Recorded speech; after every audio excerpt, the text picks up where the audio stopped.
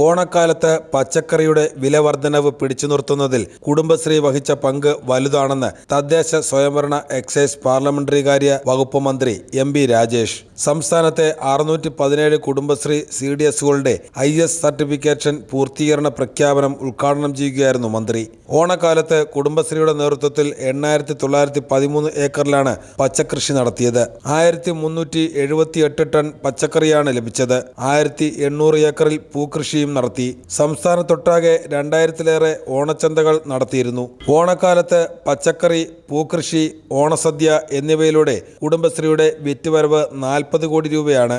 ആധുനിക സംരംഭങ്ങളുടെ ഭാഗമായി കുടുംബശ്രീ മാറുന്നതായും എം പി രാജേഷ് പറഞ്ഞു. സ്ത്രീ ജീവിതത്തെയും കേരളീയ ജീവിതത്തെയാകെയും ഗുണപരമായി മാറ്റിമറിച്ചിട്ടുള്ള ഒരു മഹാപ്രസ്ഥാനമാണ്.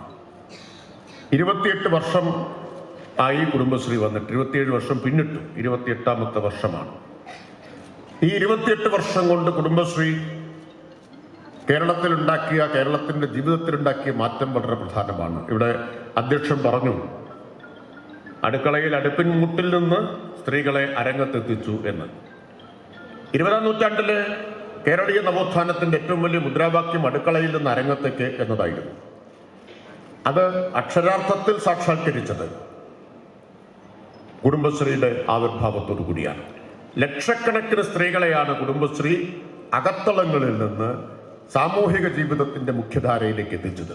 കേരളീയ ജീവിതത്തെയും സ്ത്രീ ജീവിതത്തെയും ഗുണകരമായി മാറ്റിമറിച്ച പ്രസ്ഥാനമായിരുന്നു കുടുംബശ്രീ. 27 വർഷം പിന്നിടുന്ന കുടുംബശ്രീ സ്ത്രീകളെ അടുക്കളയിൽ നിന്നും അരങ്ങത്തേക്ക് എത്തിക്കുന്നതിൽ മുഖ്യ പങ്ക് വഹിച്ചതായി രാജേഷ് പറഞ്ഞു.